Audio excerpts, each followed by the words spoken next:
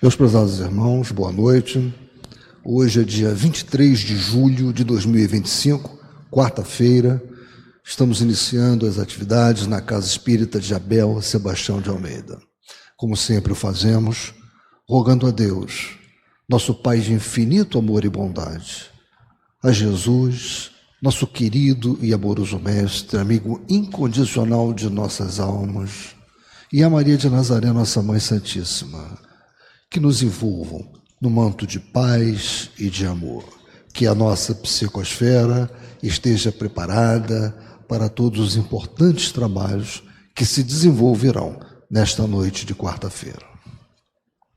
Então, meus irmãos, sempre com essa gratidão, né, com essa gratidão no peito, no coração, esse peito de gratidão aos nossos amigos da espiritualidade que nos acolhem, estão aqui conosco neste trabalho. Gratidão pela possibilidade de termos conseguido chegar a esta casa. Sabemos que muitas vezes são muitos os obstáculos que nos são colocados para evitar que aqui cheguemos. Então, gratidão. Bem, meus irmãos, antes de nós lermos uma página preparatória, sabemos que ela é importante para a harmonização dos nossos trabalhos. Eu queria fazer um lembrete que eu vou fazer também durante alguns dias de sessão. Todos sabem que nós temos no nosso site uma janela para que a pessoa coloque o nome, né, que deseja beneficiar para a irradiação ou o nome para a prece. E isso para nós é muito útil, né, em termos de trabalho, de processo de trabalho, para que nós preparemos o relatório, né? Porém, tem pessoas que ainda usam a caixinha, colocam os nomes, né, nos papéis lá. Não há problema. A caixinha também está lá para quem ainda deseja utilizar este meio, apesar que o site é recomendado. Nós sempre recomendamos que usem o site. É o nosso portal de relacionamento oficial, né? Mas quem for usar a caixinha, eu peço que coloquem uma letra legível, de preferência caixa alta, né? E que não esqueçam de colocar um endereço. Vai escrever para irradiação, coloca o nome da pessoa, coloca o endereço da pessoa completo. E a mesma coisa, claro que sem um endereço, com relação à prece, coloque o nome em caixa alta, que seja identificável. Muitas vezes nós perdemos muito tempo por causa da falta de legibilidade do que está escrito. Então, nós pedimos que não deixem de fazer isso, não apenas aqui para os nossos presentes, mas nós sabemos que a nossa sessão é transmitida, então nós temos muitas pessoas nos acompanhando pela rádio, pela TV Abel, então fica aqui essa solicitação. Eu vou repeti-lo algumas vezes, porque eu acho que é importante para os nossos trabalhos acontecerem da melhor forma possível. Muitas vezes nós não podemos nem fazer o trabalho, porque nós não conseguimos ler, identificar o que foi escrito. É uma pena. Por mais que nós nos esforcemos, não dá para identificar. A caligrafia é tão ruim que fica impossível ajudar aquele irmão, aquela irmã, né? Então, fica aqui o pedido para nós termos esse cuidado ao colocarmos ali o nomezinho da pessoa. Então, meus irmãos, para não tomar muito tempo do nosso irmão Mauro, que tem bastante coisa para nos falar. Hoje o capítulo que ele vai tratar é o capítulo 4, ante o serviço. Capítulo, como tem sido os anteriores, muito interessante. Inclusive, vocês vão perceber, quem já leu o capítulo em casa já deve ter percebido que dá uma pega com o trabalho também de dialogação fraterna que nós fazemos aqui. Vocês vão ver. Do transcurso do que o nosso irmão vai falar, vocês vão captar. Agora temos uma página de Emmanuel, intitulada Espíritos Familiares, retirada do livro Canais da Vida, psicografia de Chico Xavier. Quem deseja fazer a leitura? Ô Gilberto, está na família, né?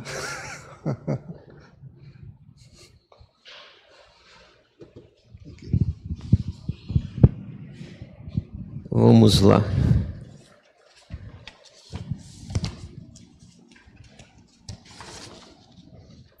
Do livro Canais da Vida, por Emmanuel, na psicografia de Francisco Cândido Xavier. E Emmanuel nos diz: no intercâmbio entre encarnados e desencarnados, é justo lembrar que a morte nem sempre é sublimação espiritual, que a mediunidade, em sua expressão fenomênica, não é atestado de progresso moral definitivo da criatura terrestre e que os problemas do mundo prosseguem na alma que se transferiu de plano, quando a mente não conseguiu desvencilhar-se das ilusões da existência física. Muitos companheiros atravessam o túmulo, conduzindo consigo paixões e frustrações que lhes constituem doloroso purgatório na vida espiritual. E muitos médiuns, não obstante respeitáveis pelas boas intenções em que se inspiram, permanecem jungidos ao passado inquietante, trazendo faculdades cativa às provas e angústias pelas quais se redimem. Desse modo, é necessário compreender que a palavra dos familiares desencarnados, muito embora doce e amiga pelo carinho que traduz, pode conter o envenenado vinho da lisonja, que, sorvido por nossa leviandade, nos prejudica o soerguimento e a recuperação. Indubitavelmente, é obrigação pura e simples receber a visita afetuosa das entidades que nos afeiçoam a alma. Entretanto, é imperioso analisar-lhes a conceituação e verificar-lhes os propósitos, em confronto com a posição que Jesus reclama de nós, a fim de que não estejamos embebedados pelo reconforto particular, indesejável aos nossos verdadeiros testemunhos de regeneração e progresso.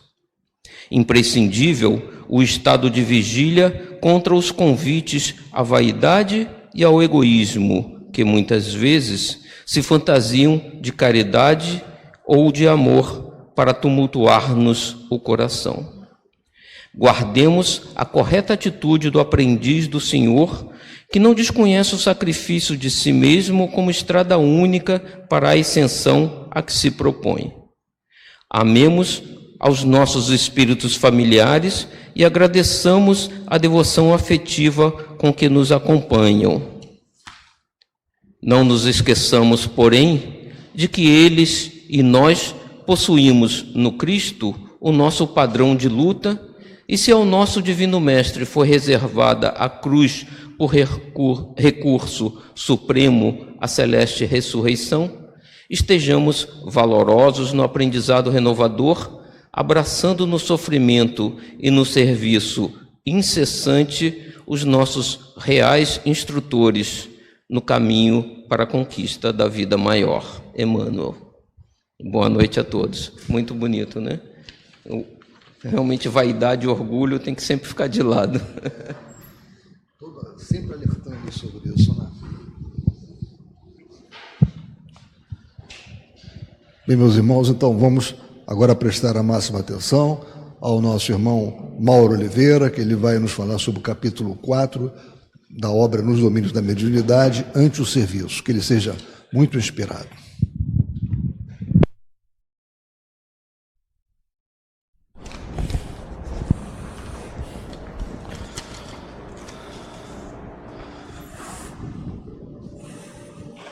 Boa noite, meus irmãos. Que a paz e o amor do Mestre Jesus nos envolvam nesse momento e que a espiritualidade maior possa nos intuir e nos inspirar naquilo que for possível. Dando continuidade nos Domínios da Mediunidade, o capítulo 4, Ante o Serviço. É uma releitura desse livro, porque já estudamos aqui na casa há muitos anos atrás, agora com a vantagem de ficar gravado, né? Os estudos.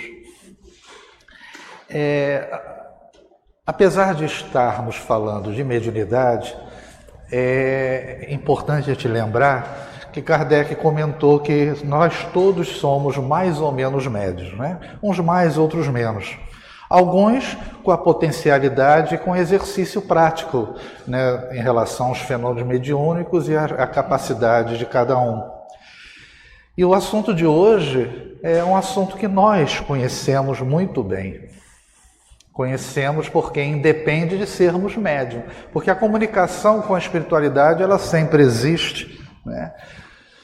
Através dos sonhos, através do momento de desdobramento e através da influenciação. Então, o que a gente vai ver no capítulo de hoje é mais ou menos isso.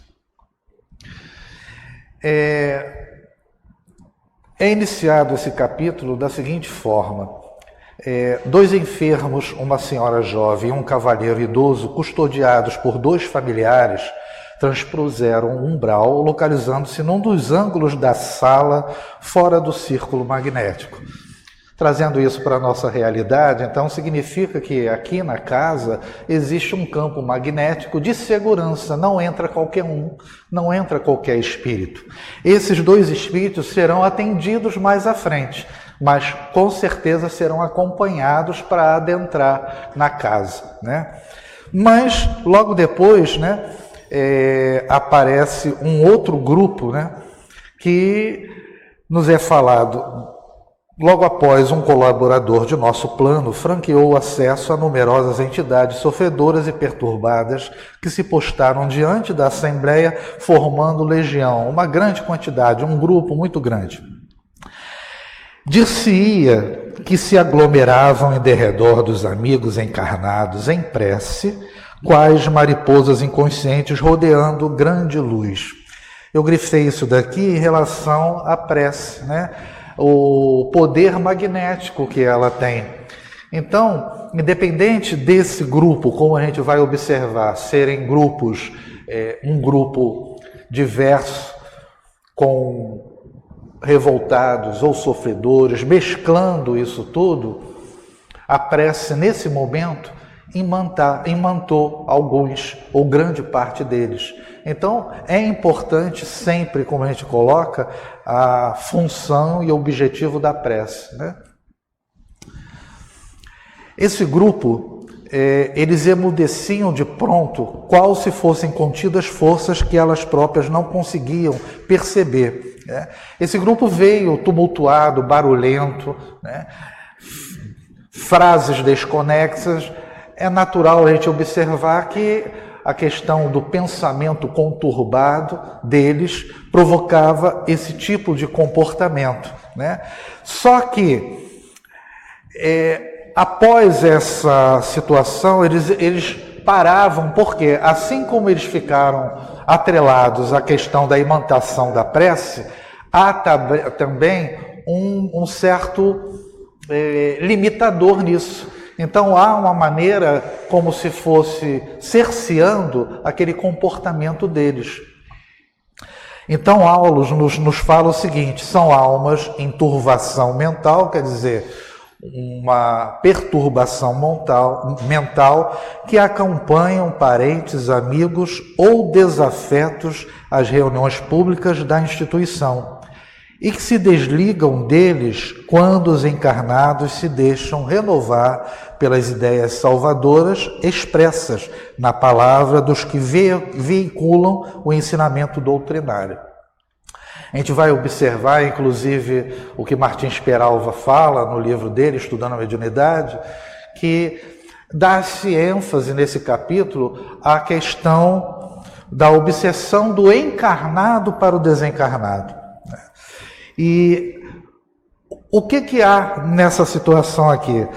Há um momento onde esse grupo, ou aqueles que estão próximos dos encarnados, eles se afastam quando a gente se melhora, quando há uma mudança de sintonia e de frequência, porque o que a gente está falando aqui é de sintonia, é de afinidade em função dos pensamentos, e a gente vai ver mais à frente, em função de 3 itens muito importantes, né? O capítulo 1, que já fizemos, eu pincelei uma ou duas citações, porque nos fala de algo importante. Aqui, atraímos os espíritos que se afinam conosco. Em função de quê? Pensamento, atitudes, sentimentos, tanto quanto somos por eles atraídos.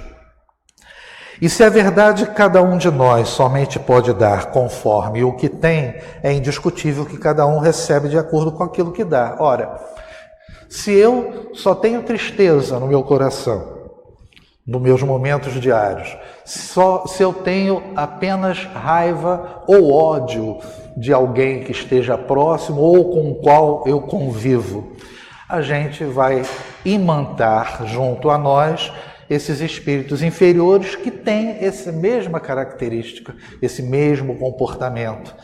Então, se eu não sou uma pessoa voltada, entre aspas, para uma conduta reta, eu vou receber exatamente a mesma coisa, né? É a questão de você receber aquilo que você, na verdade, faz durante o seu dia a dia, na sua rotina normal. Então, é muito difícil, porque a gente às vezes reclama, né, de determinadas situações onde nos sentimos fragilizados, ou, às vezes, como eu falei, psicologicamente mal, mas, de um modo geral, como é colocado aqui inicialmente, o problema não está de lá para cá, está do encarnado para eles. E, às vezes, a gente esquece desse detalhe importante. São as chamadas prisões mentais que a gente vai ver mais à frente. Que nós nos fixamos em determinadas coisas e não conseguimos nos desvencilhar disso. É aquela velha história, você planta uma coisa, você vai colher, né? Da mesma forma. Se a gente planta mal, recebe, né, uma colheita ruim, né? Aulus continua, modificado o centro mental daqueles que habitualmente vampirizam, a gente lembra a questão do vampirismo, a questão dos vícios, né, que nos são induzidos, e aí a gente mantém aquela relação à bebida, ao sexo, ao fumo, aí você tem vício. A gente sempre brinca, a gula, né?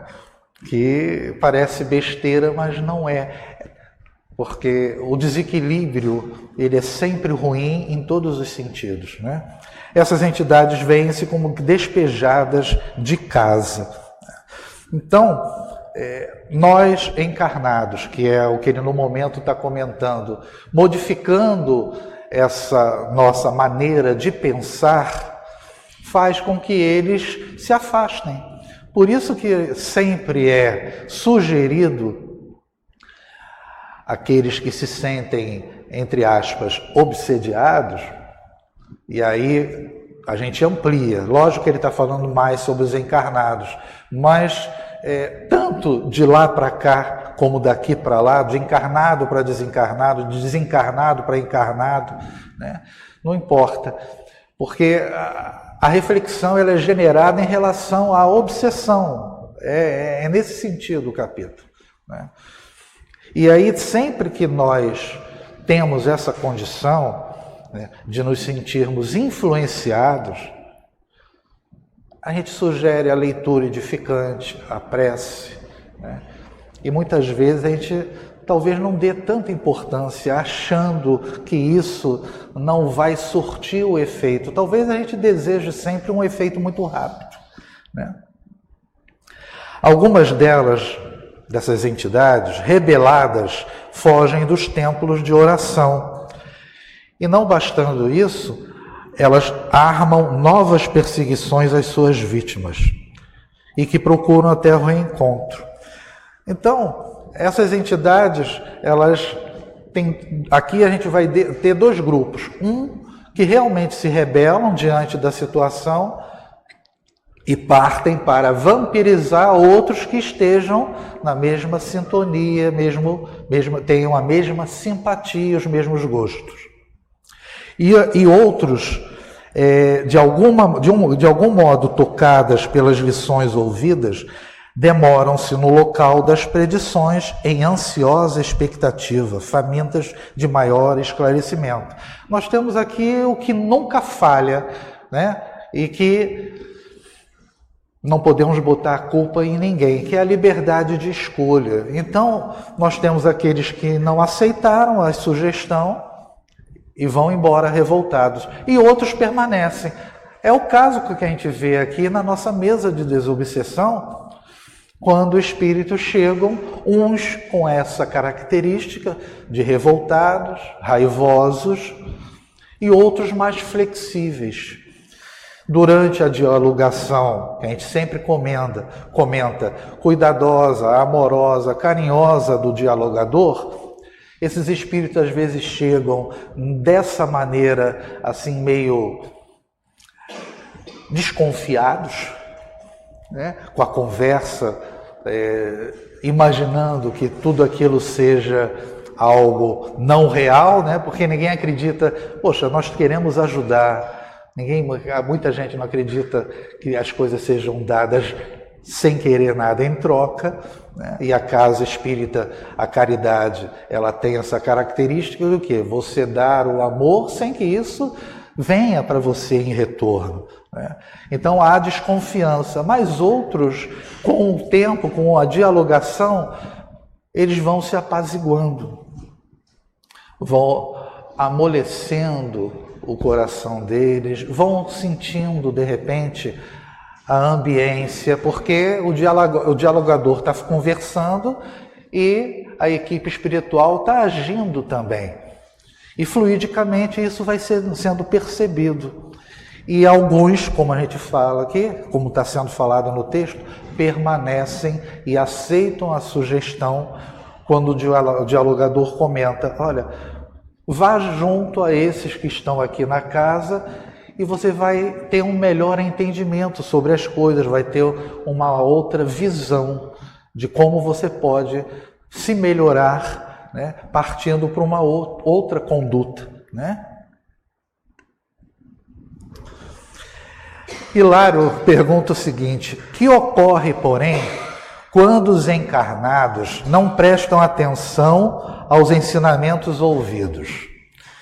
E nos é respondido: sem dúvida, passam pelos santuários da fé na condição de urnas cerradas, impermeáveis ao bom aviso, continuam inacessíveis à mudança necessária.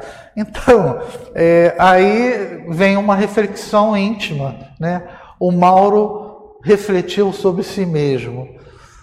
Como é que está a minha urna? Será que ela está completamente cerrada? Será que ela está um pouco aberta? Será que eu estou dando margem a que essas informações que a doutrina nos traz, aquilo que Jesus nos trouxe, será que o Mauro está absorvendo? Eu estou inacessível à possibilidade de mudança? Como a gente sempre quebra o nosso galho quando a gente faz as nossas reflexões íntimas, eu acho que eu tenho um pouquinho em relação a essa possibilidade, desejo de mudança. Mas às vezes o desejo nosso é pouco. Às vezes falta algo mais. Uma coragem talvez maior de se empenhar mais em determinada tarefa. Isso é uma reflexão que cada um de nós temos que fazer, porque as informações nos são trazidas, são amplas, nós não temos mais desculpa daquele que não conhecia ou diz que ignorava, né? Porque tudo que Jesus nos trouxe, a doutrina amplamente difunde, né? Daí o estudo do Evangelho nas segundas-feiras. Então a gente não tem nem a desculpa, eu não sabia disso. Responsabilidade aumenta, né? Mas também a gente tem como conhecimento um caminho certo, né? É só tentar seguir. Mas neste mesmo fenômeno se repete nas igrejas de outras confissões religiosas, e ele fala assim: a palavra desempenha significativo papel nas construções do espírito.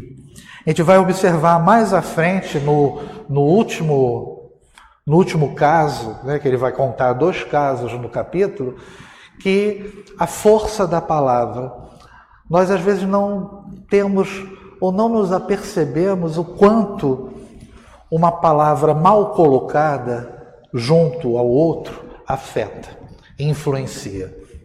Isso vai ser visto mais à frente. E, como ele comenta aqui, toda a informação que é trazida através daqueles que têm a responsabilidade de transmitir esses ensinamentos, aqueles que fazem os estudos, os sermões, em todo segmento religioso, a responsabilidade de quem está ali transmitindo, ela é grande. E nem sempre, às vezes, como ele coloca ali, nem sempre o encarnado absorve isso. Mas ele vai trazer informação importante aqui, ó.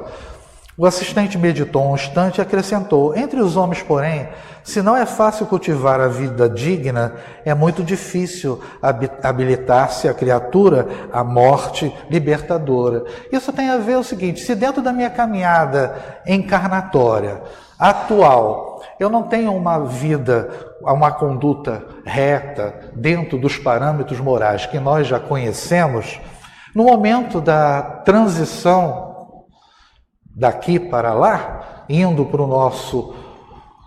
a nossa terra original, nossa condição original, que é espiritual, o momento da perturbação, que a gente sabe, né, aquele momento entre o nosso desencarne e o nosso desligamento, ele é grande.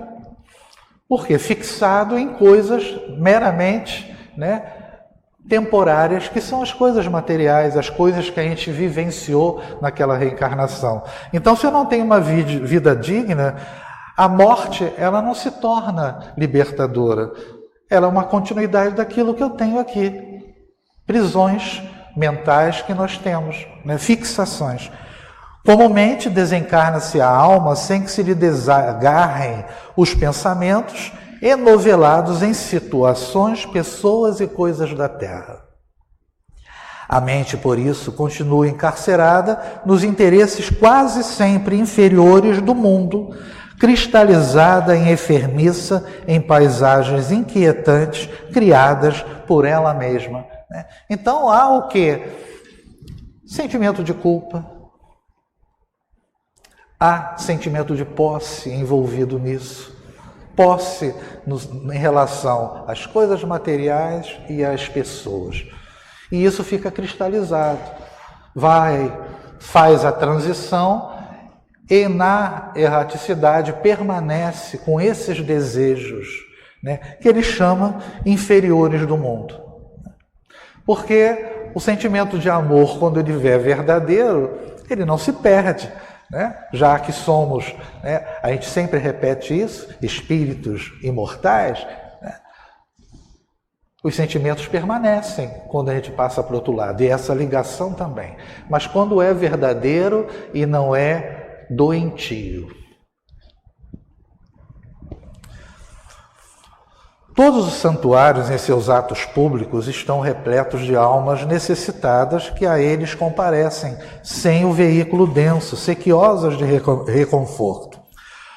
Os expositores da boa palavra podem ser comparados a técnicos eletricistas, desligando tomadas mentais através dos princípios libertadores que distribuem na esfera do pensamento.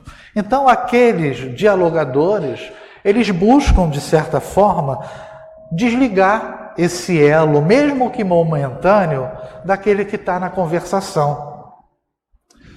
O expositor, que está realizando uma palestra ou um estudo, ele também funciona como esse elemento que tenta fazer com que a espiritualidade que está aqui presente, os desencarnados, tenham também uma maneira de se desligar. E, principalmente, como é o caso, os encarnados, né, para que possam, de certa forma, não ter esses pensamentos maciços e fixados em determinadas coisas, né? Como a gente falou, pessoas, coisas e situações. Em razão disso, as entidades vampirizantes operam contra eles, muitas vezes envolvendo os ouvintes em fluidos entorpecentes, conduzindo esses últimos ao sono provocado para que se lhes adie a renovação. É uma técnica, né? Estão ali atrelados àquele encarnado e eles fazem com que a pessoa tenha sono. Quantas pessoas, a gente falando aqui, observa no auditório, nas segundas-feiras, nas palestras, a pessoa dormindo. É uma ação, é uma técnica que esses espíritos têm para fazer com que não haja por parte daquele encarnado a observação daquilo que está sendo dito. É lógico que há casos e casos, o cansaço pelo trabalho excessivo, muitos chegam na casa vindo do trabalho, mas há, em outros casos, a influência negativa desses irmãozinhos, né, que procuram fazer exatamente isso, como ele coloca, adiar a possibilidade de transformação e de mudança desse encarnado. Aproveitando que ele falou em tomadas mentais, existe um capítulo com esse nome, nesse livro de Martins Peralva, Estudando a Mediunidade. Então aqui a gente vai fazer rapidamente, ele mostra o início do porquê dessas ligações e vai dando a possibilidade, as soluções, o caminho. Então, as prisões mentais, pessoas, situações e coisas, né? Quando eu falei do sentimento de posse, tá? Logicamente eu estou falando do sentimento, entre aspas, amoroso. Mas há também a questão da não aceitação da perda do ente querido. E o encarnado fica aqui na Terra com essa não aceitação, com um pensamento sempre muito fixo. E muitas vezes, ao invés de lembrar daquele que esteve ao seu lado nos momentos alegres, se mantém fixado nesses momentos de dificuldade, volta e meia, nos momentos finais, muitas vezes, né? Então, esse pensamento aflitivo que o encarnado passa a ter de maneira constante, prejudica, é a obsessão em relação ao que já partiu. Então, muitas vezes, o irmãozinho, o familiar, fica próximo, não consegue se desvencilhar também. Situações e coisas, da mesma maneira, as coisas, pior ainda, porque se apegar a uma herança, ao dinheiro, a casa, ou aquilo que você deixou materialmente, mas ocorre. Né? A gente viu isso nos estudos que a gente vem realizando em relação à mediunidade. Mas as soluções, a gente comentou sobre a palavra, né, edificante, né, frutos da doutrinação. Essas tomadas são desligadas através do quê? Daqueles que têm condições de transmitir esses ensinamentos. Então, o palestrante, os dialogadores, que buscam exatamente fazer esse desligamento. Para consolidar, não basta apenas você desligar essa tomada, você tem que manter ela desligada. Então, quando a gente comenta que se você não muda o seu comportamento, a sua atitude, um obsessor na conversa aqui, ele pode ser afastado. Mas como você permanece com a mesma situação, outros assumem esse papel. Então fica um círculo vicioso. É só um troca de personagens, né? Só troca. É necessário você ter um entendimento sobre as coisas, o estudo, a reflexão, a meditação. Isso vai conduzir a uma possibilidade de renovação, mas essa renovação e essa mudança tem que ser atrelado a um esforço, que é o trabalho de mudança íntima. Que isso tudo vai conduzir a uma libertação no aspecto dessa sintonia. Por isso que ele fala no quarto item em relação ao despeso.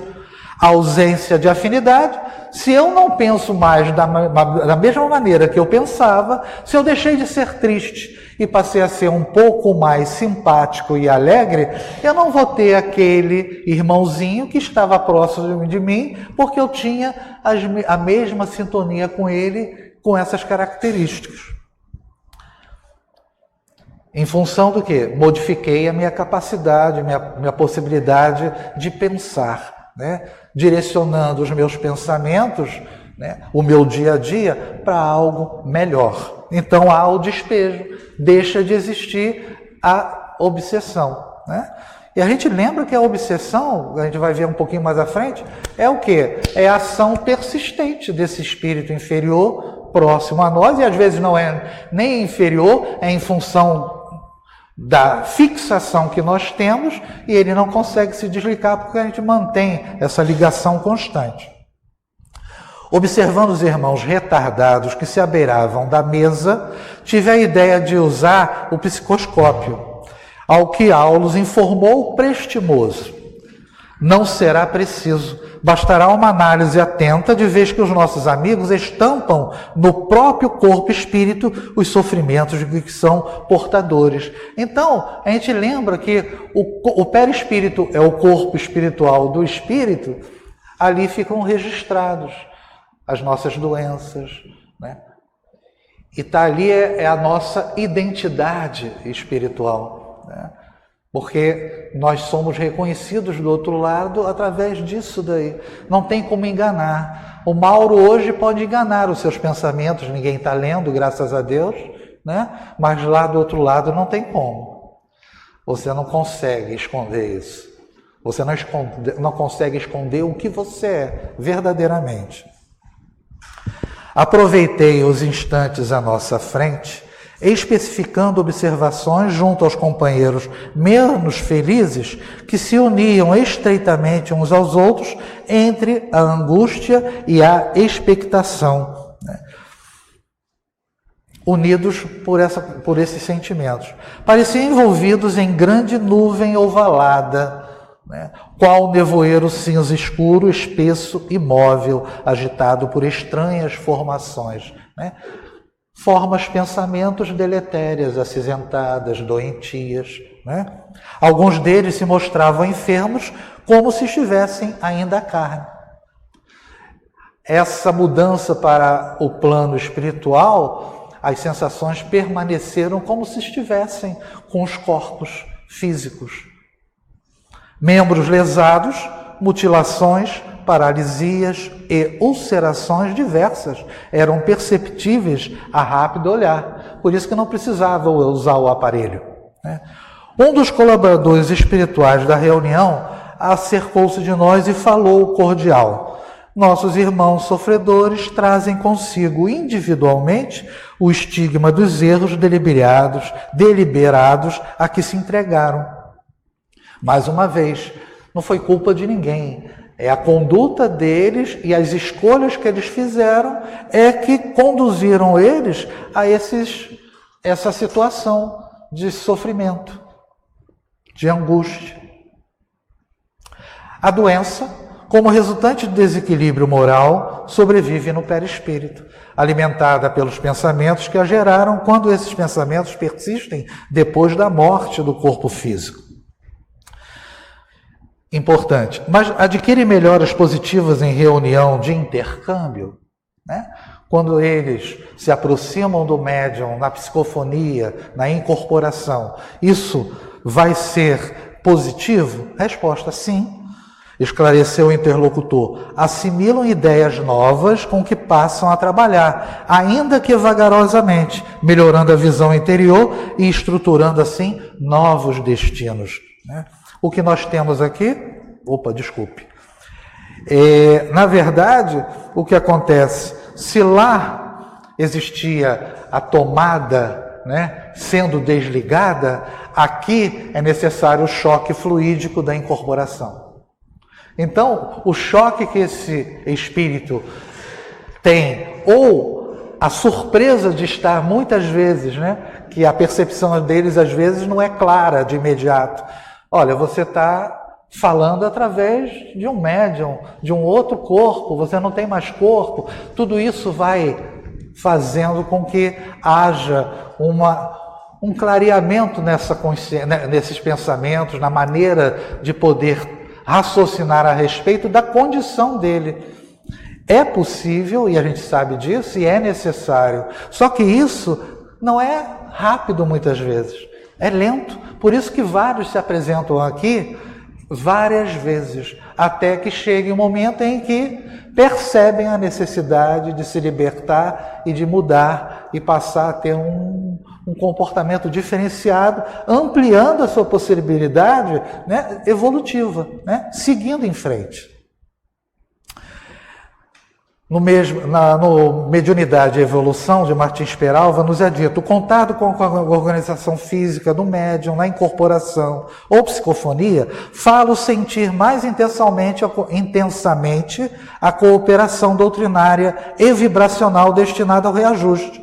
Incorporados, os espíritos sofredores enxergam pelos olhos do médium, ouvem pelos ouvidos do médium, falam pela boca do médium. O fluido humano emanado do organismo do medianeiro lhes constitui valioso instrumento de percepção. E que se é valioso instrumento de percepção para eles, a gente vai observar mais à frente, né, que para o médium ele também sente as sensações que o espírito está se apresentando através dele. Aqui é importante, a renovação mental é a renovação da vida, né? Ele encerra esse trechinho ali. Quando eu li isso daqui, me veio na cabeça aquela ideia de mente sã, corpo são. Mas só que isso daí é muito pouco para a nossa realidade. Se nós observarmos, né, aí eu fui dar uma olhada, quem falou essa frase inicialmente, né, foi um poeta romano chamado Juvenal, no século II. Só que ele fazia poemas sátíricos. E o que acontece? Em uma desses poemas dele, ele diz, ou critica a sociedade romana. Pelo quê? Pela busca excessiva do poder, da riqueza. Então, essa frase, ela vem relacionada. Deveis orar aos deuses, não pela riqueza e não pelo poder, mas por uma mente sã e um corpo são. E no final desse poema, ele fala algo que os espíritos sempre comentam. Até botei uma cola aqui para mim, que eu com certeza ia esquecer, não quis gastar mais um slide. Certamente, o único caminho de uma vida tranquila passa pela virtude. Então, vejam bem, a nossa mudança mental, ela passa pela aquisição do quê? Dos sentimentos enobrecedores que a gente tem que conquistar. E isso existindo, a nossa vida, vida é a nossa grande fatalidade. Vivemos direto, seja aqui ou lá. Então essa vida, ela também é renovada porque os nossos pensamentos, as nossas atitudes estão solidificadas pelo quê? Pelas nossas ações, pelas virtudes que a gente conquistou. É o grande objetivo nosso, né, na progressão. Eu vou mostrar umas imagens, não se assustem, foi uma brincadeira, mas dá para a gente refletir de maneira séria em relação a isso. Então, como é que a gente pode fazer essa renovação? Como é que é o caminho para isso? Ou a tentativa, né? Primeiro é olhar para si mesmo, né? A gente tem que verificar as nossas condições, as nossas fraquezas, o que eu sou, meu comportamento hoje, será que ainda é dessa maneira, né? Nós passamos como princípio inteligente por todos os reinos. Será que eu me olho hoje e vejo um ser humano bondoso ou ainda sou aquele que vive de maneira instintiva qual um animal? Então é necessário que a gente tenha um autoconhecimento para eu saber aquilo que eu tenho de errado, de fraco no meu comportamento, nas minhas atitudes, para tentar renovar a minha mente e a minha vida. E para isso é preciso o quê? Mudar por si mesmo. Por mais que a gente receba auxílio do outro e as informações que Jesus e tantos outros mestres chegaram e trouxeram, né? Só muda se você desejar. E por isso a gente pode ter essa mudança percebendo que a gente já melhorou um pouco, né? Já nos tornamos, como somos, né? Espíritos individualizados, com responsabilidade por aquilo que a gente já conquistou, ideia de Deus, pensamento contínuo, foi o que nós conquistamos, espíritos. Espíritos com letra E, individualidade. Nenhum de nós, né, temos a mesma característica, podemos ter os mesmos problemas. Reforma íntima é o que a doutrina espírita sempre busca e sempre fala. Ó, você tem que se mudar. Né? Mas esse não para por aí, porque a gente tem que partir para a ação, trabalhar para si e para o outro. Por isso, fora da caridade não há salvação. A prática da caridade é importante, porque você vai, através da caridade, você vai se melhorar, vai perceber o quanto você está recebendo. Vamos ser um pouquinho egoístas nesse momento? Eu vou fazer aquela caridade, vou me sentir um pouquinho melhor? Não é o ideal. A verdadeira caridade é aquela que você tem que fazer sem precisar se preocupar com ela, né? Com o que você está fazendo. Mas se você não tiver esforço, ou pelo menos trabalhar nisso, né? Não basta só se você se reformar intimamente. Mas é natural que, se reformando, esse desejo vá ocorrer, naturalmente. Meditei na ilusão dos que julgam na morte livre passagem da alma em demanda do céu ou do inferno, como lugares determinados de alegria e padecimento. A doutrina já comenta que não existe especificamente isso, né? É a nossa consciência. A consciência é um núcleo de forças em torno do qual gravitam os bens e os males gerados por ela mesma, né? Então, quantas vezes ou quantas situações nós nos auto-obsediamos, né? Porque é uma realidade. Não é só a influência do espírito, não. Nós cometemos os equívocos, naturalmente eu sou o elemento responsável pelo sentimento ruim que eu estou sentindo, pelo aquele pensamento negativo que me chega. E aí agora ele vai começar a falar, né, de um companheiro de macilenta expressão fisionômica, e Hilário, num impulso todo humano, perguntou-lhe, é o primeiro caso: amigo, como te chamas? Eu não tenho nome. Impossível. Esqueci-me de tudo. É um caso de amnésia a estudar. Fenômeno natural? Interrogou Hilário, perplexo. E respondeu: sim, pode ser natural em razão de algum desequilíbrio trazido da Terra, mas é possível que o nosso amigo esteja sendo vítima de vigorosa sugestão pós-hipnótica, partida de algum perseguidor de grande poder sobre os seus recursos mnemônicos. Então, esse elemento que diz, esse espírito que diz que não sabe, que não tem mais nome, é um reflexo da ação persistente de um espírito que o hipnotizou e provocou isso daqui, ó, reencontro com a vida de Divaldo Franco por Manuel Filomeno de Miranda. Instalada a ideia perturbadora. Que ideia é essa? Tristeza, vontade de deixar a vida, né? Suicídio, né?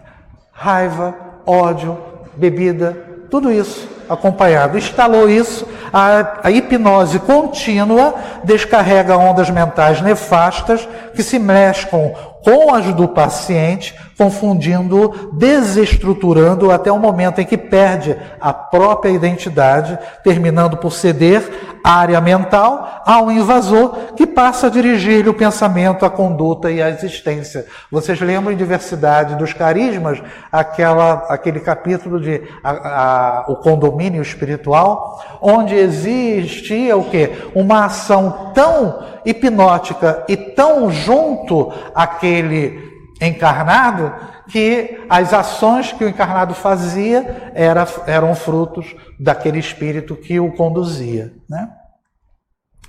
Encontra-se ainda profundamente imantado as sensações físicas, e a vida cerebral nele ainda é uma cópia das linhas sensoriais que deixou.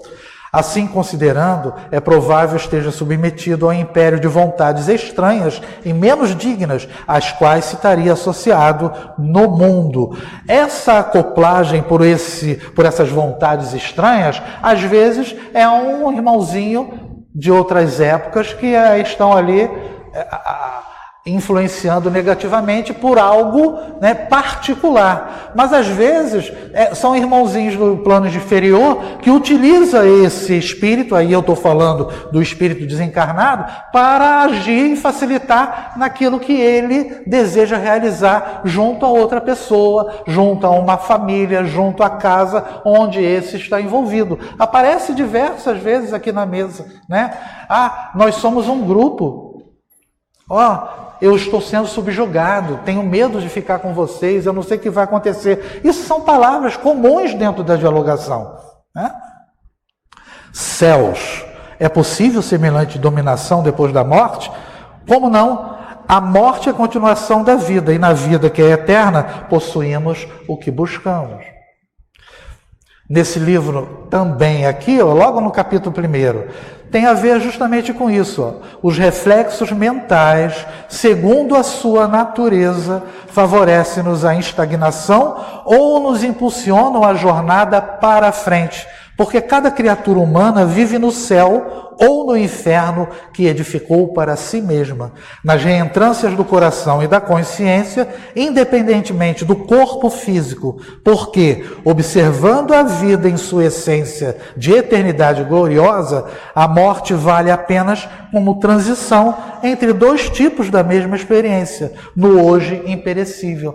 Para a gente é vivenciar sempre o presente. O passado é a experiência e o futuro é algo que você tem que construir. No momento em que você está exercendo, ou aqui encarnado, ou no plano espiritual. Então, o inferno ou o céu está dentro de nós em função da nossa própria consciência, porque o capítulo mostra essa fixação, o quanto eles sofrem por aquilo, né, que fizeram. Se o nosso amigo desmemoriado for conduzido ao aparelho mediúnico, manifestar-se-á caso assim, ignorando a identidade, precisará de tratamento carinhoso como qualquer alienado mental comum. Exprimindo-se por algum médium que lhe dê guarida, será para qualquer doutrinador terrestre o mesmo enigma que estamos presenciando. Então é importante o dialogador deixar o espírito falar, para ele poder ter ideia qual é o problema dele. Se ele não deixa falar e já parte logo para a evangelização através dos ensinamentos de Jesus, ele não tem ideia qual é o verdadeiro problema desse espírito. Espera, deixa ele falar, perceber o detector e trabalha em cima daquilo que foi dito. Nesse momento, renteou conosco uma entidade em deplorável aspecto. Era um homem esguio e triste, exibindo o braço direito paralítico e ressecado. Esse é o segundo caso e último. Faço uma escutação. Toquei-lhe a fronte de leve e registrei-lhe a angústia. Nas recordações que se lhe haviam cristalizado, prisões mentais, no mundo mental senti-lhe o drama interior. Fora musculoso estivador no cais, alcoólatra inveterado, que certa feita de volta a casa, esbofeteou a face paterna, porque o velho genitor lhe exprobara o procedimento. Incapaz de revidar o ancião, cuspinhando sangue, praguejou desapiedado o pai. Infame, o teu braço cruel será transformado em galho seco, maldito sejas. Rogou, né, uma maldição, vamos dizer assim. Ouvindo tais palavras, que se fizeram seguidas por terrível jacto de força hipnotizante, magnetismo, né, força magnética, o mísero tornou a via pública sugestionado pelo que o pai havia dito, né? Bebericando para esquecer. A fuga, né? Quantos não fazem isso utilizando o vício para fugir de uma realidade diária? Cambaleante foi vitimado num desastre de bonde, no qual veio a perder o braço. coagulando ou contudo no próprio pensamento a ideia que a expressão paternal tiver a força de uma ordem vingativa e por isso, ao desencarnar, recuperar um membro dantes mutilado a pender-lhe no corpo perispírito. Então ele permaneceu com a ideia fixa e ao desencarnar ficou no perispírito aquela marca. Enquanto refletia, o nosso orientador reaproximou-se de nós e, percebendo quanto se passava, informou: nosso amigo traz a mente subjugada pela culpa, pelo remorso, com que ambientou nele mesmo a maldição recebida. Exige muito carinho para refazer-se. Ele absorveu as palavras do pai, juntando com o remorso e com a culpa que ele sentiu, aquilo fez o quê? Um pacote perfeito para ele ter essa situação desequilibrante. Em função disso, quase terminando, eu gostaria de destacar a questão, como eu comentei, do cuidado com a palavra que a gente tem que ter, com aquilo que a gente tem em relação ao outro. Então, desse livro Busque e Acharás, André Luiz, nessa mensagem, diz o seguinte: a palavra da bondade é uma semente de simpatia.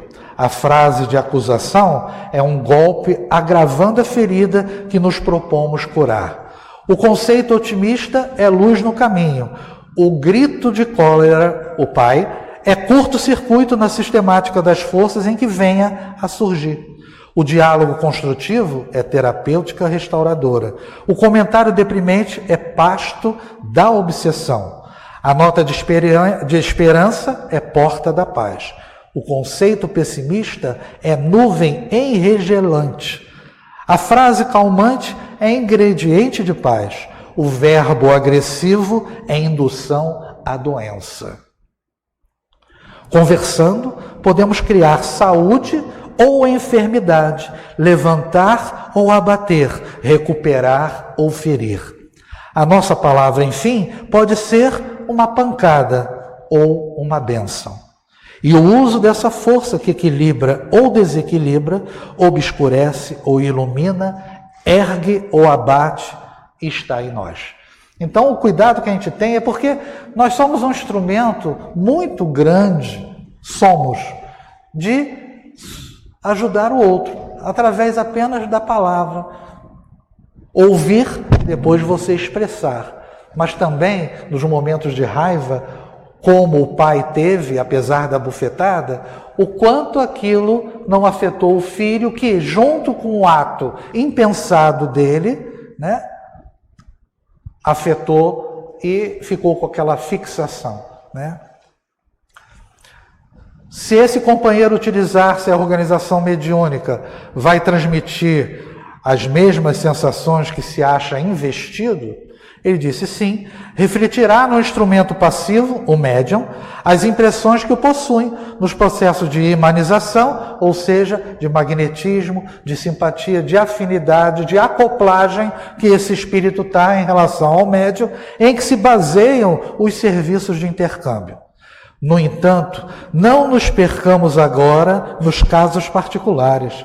Cada entidade menos equilibrada de quantas se acham reunidas aqui, traz consigo inquietantes experiências. Observemos de um plano mais alto. E conduziu-me à cabeceira da mesa, onde o nosso amigo Raul Silva ia começar o serviço de oração. Então, o capítulo se encerra com essas palavras e, naturalmente, como a gente percebeu, obsessão, encarnado para desencarnado, ok, foi algo que se bateu bastante, mas não podemos esquecer que essa influenciação ocorre de uma maneira generalizada entre nós e eles, e muitas vezes temos até dificuldade de saber quem é que iniciou todo esse processo. Tá? Eu agradeço a paciência, muita paz, a todos. Boa noite.